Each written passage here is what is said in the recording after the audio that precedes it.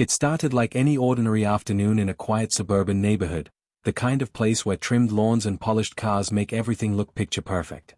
But beneath that illusion of peace, one choice, one phone call, was about to reveal the ugly truth that so many pretend doesn't exist.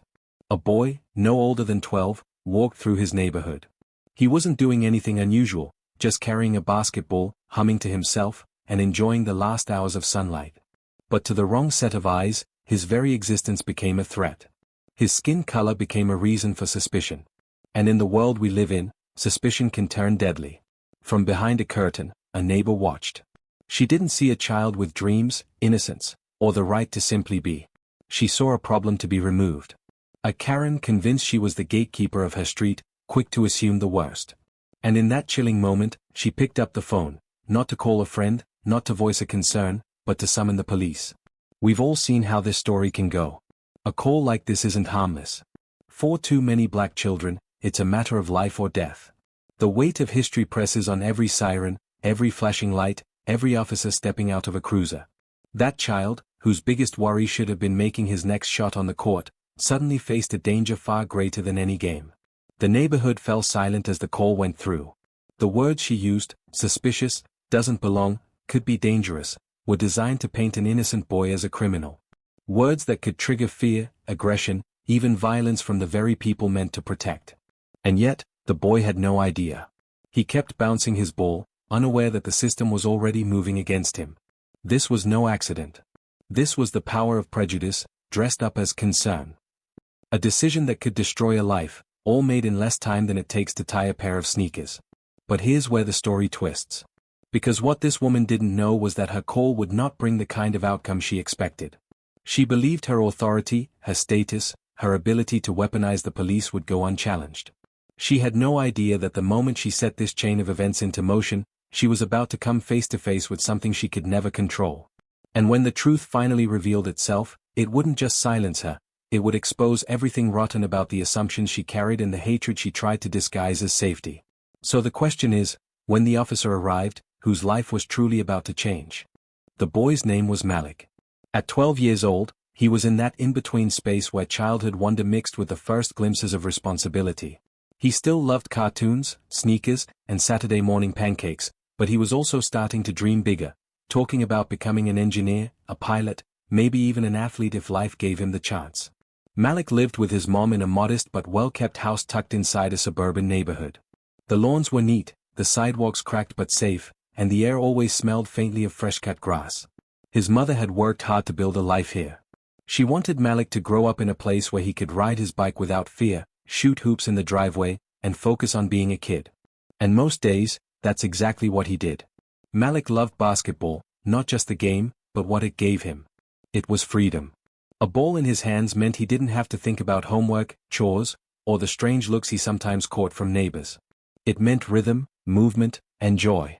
That ball had seen him through lonely afternoons and helped him make a few close friends. To Malik, it wasn't just rubber and leather. It was his escape. But even in this quiet neighborhood, Malik felt the undercurrent of being different. He noticed how some people tightened their grip on their purses when he walked past, or how voices lowered when he and his friends laughed too loudly on the sidewalk. He noticed how Mrs. Henderson across the street smiled at the neighbor's kids but never at him. He was 12, but not blind. He knew the world didn't always see him as a child. Still, he brushed it off most days. His mom always told him, "You don't let people's ignorance stop your shine. You keep being you."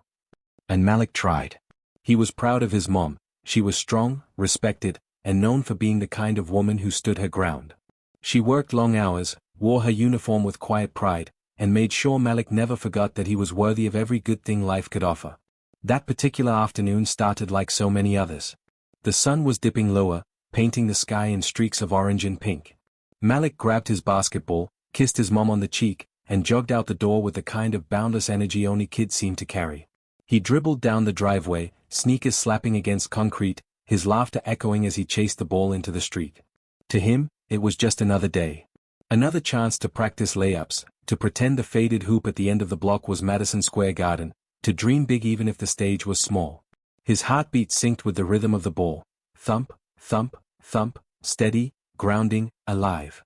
But while Malik's world was filled with bounce and motion, Someone else's window framed him as something else entirely. Behind drawn curtains, eyes followed his every move.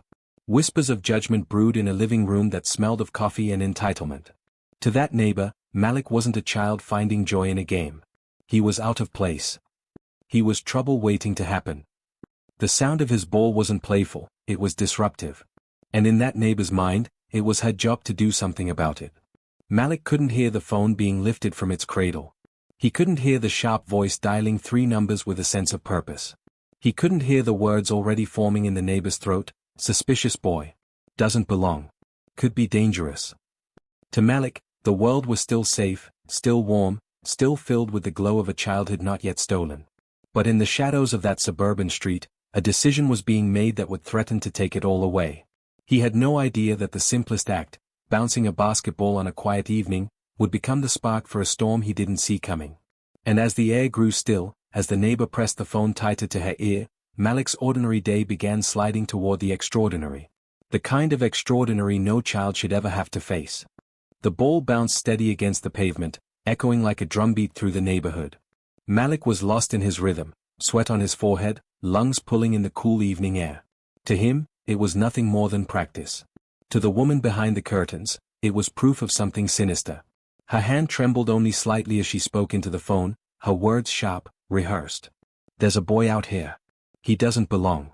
He looks suspicious." Those words carried weight far heavier than Malik could ever imagine. They slid through the phone line, into the dispatcher's headset, and onto a computer screen in a police cruiser. A simple basketball game had been twisted into a potential crime. And in that moment, the system began moving against the child. Malik's world remained untouched, for now. He launched the ball toward the cracked rim at the end of the street, missing, then chasing it with a grin. He thought only about getting better, about impressing his mom the next time she came to watch. But blocks away, flashing lights lit up the inside of a squad car. A radio crackled. An officer turned the wheel, heading straight toward him. The neighborhood seemed too quiet as the distant wail of a siren grew louder. Malik slowed his dribble, confused. Sirens weren't unusual in the city, but here? In his neighborhood? He bent to tie his shoe, trying to ignore it. The sound grew closer. Then came the reflection of red and blue against car windows. Malik turned, ball in hand, and froze. A cruiser rolled slowly onto the street, lights cutting through the dim evening. His chest tightened. He hadn't done anything wrong, he knew that. But his mom's warnings echoed in his mind: be careful. Keep your hands where they can see them. Don't argue. Don't run. The cruiser stopped. The door opened. Boots hit the pavement. An officer stepped out, scanning the street before locking eyes on Malik. "You there? What are you doing out here?" The words cracked the silence, sharp and demanding. Malik's throat tightened. He swallowed hard, his voice trembling. "Just playing basketball." But the officer's hand rested on his belt, not on his heart. His gaze wasn't curious, it was suspicious, probing, ready for danger that didn't exist. Malik lifted his ball slowly, as if to prove he wasn't holding anything else. His stomach twisted with fear. Neighbors peeked through blinds. A curtain shifted. A phone recorded. No one stepped outside. Malik stood alone under the glow of flashing lights, a child forced into the role of a suspect. The officer took a step closer, his tone harsher. "This is private property. Do you live here?" Malik nodded quickly. "Yes, sir. Right down the street. That's my house." "ID?" the officer snapped. Malik blinked. "I'm 12. His voice cracked. "I don't have ID." The officer's jaw tightened. His radio hissed with static. Malik's palms grew slick against the ball. Every second stretched long, heavy with the possibility of something breaking. The woman who had made the call finally stepped outside. She stood tall, arms crossed, her face twisted with smug certainty. "That's him," she declared, pointing as if she had caught a criminal. "He doesn't belong here. I've never seen him before. He's up to something." Her words sliced through Malik's fragile calm. He wanted to shout, to defend himself, to say he belonged more than she ever could know. But the officer's stare pinned him in silence. The basketball slipped from his hands, rolling to the gutter. Malik's shoulders shook, fear seeping into every breath. He thought of his mom. He thought of how she told him to stay safe, how she promised him that no matter what, she'd protect him. But where was she now? The officer reached for his radio again. "Possible trespasser, juvenile male." standing by. Malik's heart pounded so hard he thought it might break through his chest. He raised his hands instinctively, not because he was guilty, but because he was terrified of what might happen if he didn't. The weight of centuries pressed down on him in that moment, the same weight carried by countless others who had been judged first by skin, then by action. The woman's smirk widened, satisfied that her call had made a difference. She didn't see a child. She saw a stereotype she had been waiting to confirm. And yet, Malik stood frozen, a boy trapped in a storm he never created. The silence thickened until another sound broke through, the roar of an engine. Tires crunched against asphalt as a second vehicle approached. Not another squad car. Not yet. A different presence altogether. Malik squinted against the headlights, unsure whether this arrival meant safety or more danger. The officer turned, his hands still hovering near his holster. The woman frowned, shifting uncomfortably. Because whoever had just pulled onto that street was about to change everything. The headlights cut across the pavement, blinding Malik for a split second. He squinted, heart hammering in his chest, uncertain if this arrival meant salvation or danger. The officer stiffened, shifting his stance. The woman who had made the call folded her arms tighter, as though already preparing to argue with whoever dared to interrupt. The car door opened, and a figure stepped out. Boots hit the ground with calm authority. Malik's breath caught, he knew that sound, that stride, that presence. It was his mother.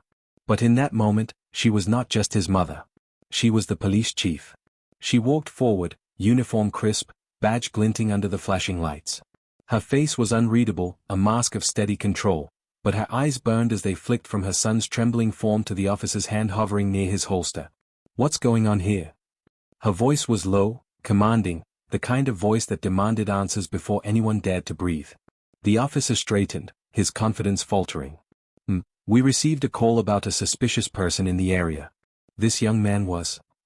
This young man, she cut in, stepping closer, her gaze sharp as glass, is my son." The words landed like a thunderclap. The woman on the sidewalk paled, her smugness draining away. The officer froze, eyes darting between Malik and his mother as if trying to process the impossible. Malik lowered his trembling arms slowly, relief washing over him, though his heart still pounded. He had been seconds away from disaster, and he knew it. His mother's presence was the only barrier between him and something irreversible. She turned her full attention on the neighbor, who now shrank back, stammering. I didn't know. I just thought." "You thought what?" Her voice sharpened, slicing through the air. That a boy with a basketball didn't belong on his own street? That his skin color made him suspicious? You thought you could weaponize the police against a child, and no one would notice. Each word was a hammer, breaking the facade of innocence the neighbor tried to maintain. The woman opened her mouth, but no sound came out. She was caught, not just in a lie, but in the weight of her own prejudice. The officer shifted uneasily, his face red with embarrassment. He muttered, "Chief, I was just responding to the call." "You were pointing your suspicion at a 12-year-old boy before you even asked his name." Her voice cracked like a whip. "Look at him. Does he look like a threat to you? Or does he just look like a kid who wanted to play ball?" Silence swallowed the street. Neighbors pressed closer to their windows, recording with shaking hands, suddenly aware they were witnessing something larger than a single incident. Malik's mother stepped forward, placing herself firmly between her son and the officer. Her presence was unshakable, a wall of protection forged from years of both service and survival. She knelt then, her eyes softening as she looked at Malik, brushing his damp hair back from his forehead. "You okay, baby?" she whispered. Malik nodded weakly, tears threatening at the corners of his eyes. He wanted to be strong, but the fear still clung to him, heavy and suffocating. "I didn't do anything," he choked out. Her arms wrapped around him, holding him close. "I know," she murmured. "I know you didn't." Then she stood again, her fire returning as her gaze locked on the two adults who had turned his innocence into suspicion. "This is exactly what I fight against every single day. This is why I wear this badge. Not to uphold prejudice, not to enforce fear, but to protect children like him from the poison of assumptions like yours." The woman's face burned crimson, but she couldn't look away. The officer dropped his eyes, shame radiating in his silence.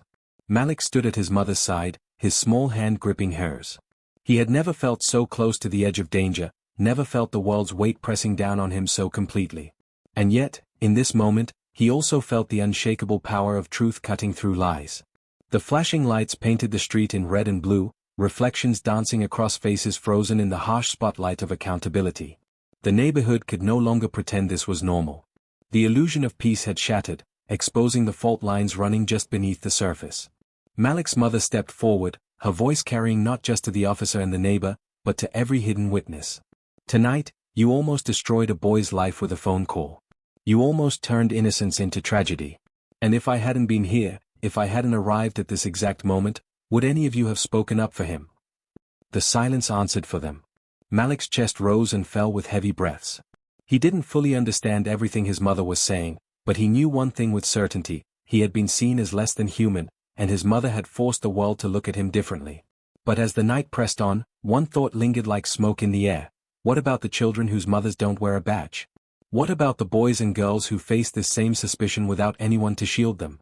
Because Malik's story had bent away from disaster at the very last second. But countless others never get that chance. And that is where the true weight of this moment lies. The street slowly emptied of flashing lights, leaving only the echo of what had just happened. The squad car pulled away, its siren silenced, its presence a fading reminder of how close Malik had come to being swallowed by a system designed to doubt him first and protect him second. His mother's grip on his hand never loosened, not even when the officer muttered an apology and disappeared into the night. She held him steady, grounding him, as if letting go for even a moment might invite danger back into their lives. Malik bent to pick up his basketball from the gutter. Its surface was damp with dew, dirt clinging to the grooves. Something about it felt different now, heavier, no longer just a ball but a witness to what had almost unfolded. He turned it over in his hands, remembering how quickly his game had transformed into a crime scene in the eyes of a stranger. The woman who had made the call scurried back into her house, slamming the door behind her. The windows went dark, but Malik knew she was still there, watching. And in her silence lay the most uncomfortable truth: she didn't feel regret. She felt exposed. Malik's mother finally crouched beside him, brushing her hand across his cheek. Her uniform was immaculate, her badge shining, but in her eyes Malik saw exhaustion, the weight of being both protector and parent, warrior and mother. "You didn't deserve this," she whispered. "None of our children do. And tonight, you learned something I wish you never had to learn." Malik didn't answer. He didn't need to. His silence was its own kind of grief. The next day, whispers rippled through the neighborhood. Some neighbors avoided eye contact, unwilling to confront what had happened on their street. Others offered awkward smiles, as though a small gesture could erase a night heavy with fear. A few left notes at their door, apologies wrapped in paper, their words polite but hollow. But the truth was already written in Malik's memory. He would never look at his neighborhood the same way again. The sidewalks where he once dribbled freely now carried the imprint of flashing lights. The basketball hoop at the corner felt more like a stage than a game. And every glance from a stranger became a question he could no longer ignore: do they see me as a child, or do they see me as a threat? For his mother, the incident was a wound she could not cover with a badge. She had spent years serving the community, enforcing laws, building trust. But in that one moment, her son had been reduced to a suspect, and her authority had been powerless until revealed. She thought about the countless parents who didn't have a badge to shield their children, who couldn't step in to demand respect with a single word. And that thought cut the deepest. Because what saved Malik wasn't fairness. It wasn't the system working as it should. It was coincidence. Chance. The sheer luck that his mother happened to be the one who answered that call. But what about the children who aren't protected by luck? What about the children whose innocence is met with force, whose names are remembered only in hashtags after tragedy strikes? That night became a mirror, for Malik, for his mother, for every neighbor who had watched in silence. A mirror reflecting the reality so many want to deny, that racism doesn't always come with slurs or violence. Sometimes it arrives quietly, dressed as concern, hidden behind blinds and whispered into phone calls. Sometimes it looks like fear disguised as responsibility. And sometimes, it hides in the split-second decisions that can alter or end a life. Malik still played basketball, but never quite the same way. His dribble was cautious now, his ears tuned for sounds of sirens that might not even come. The ball still bounced, but the innocence had been taken, replaced with an awareness far too heavy for a child. And his mother? She carried the memory of that night into every shift, every decision, every conversation with her officers. She carried it as proof of what she already knew, that reform wasn't abstract, it was urgent. That her son's face could have easily been another name mourned by a community, another headline etched in grief. But perhaps the most haunting part of all was this: the neighbor never apologized. Not truly. She simply vanished into the background of the street, her curtains drawn tighter than ever, her silence an unspoken refusal to change. And in that silence lay a chilling reminder: you can expose prejudice, you can challenge it, but you cannot always erase it. For Malik, the world had shifted. He had been marked by a reality too big for his years, forced to carry a story that would live with him long after the last echo of sirens faded. And now, it's your turn to carry it too. Because Malik's story is not just his. It belongs to every child who has been questioned for existing, every parent who has prayed for their child to come home safe, every community that has seen innocence stolen by suspicion. So ask yourself, what if his mother hadn't been the police chief? What if she hadn't been there at all? Would Malik's game have ended in handcuffs, or worse? And if that thought makes your stomach turn, then remember, for far too many families, that what if isn't a question. It's reality. The question now is not what happened on that street. The question is what we will do with it. Will we scroll past, shake our heads, and move on? Or will we share, speak, and demand better, for Malik, for his future, and for every child who deserves to dribble a ball without fear of flashing lights? Because in the end, silence is its own kind of call. And if we stay silent, we become part of the problem. So I'll leave you with this: the next time you hear a ball bouncing in the street, will you see a child dreaming? Or will you see a threat? The answer says everything.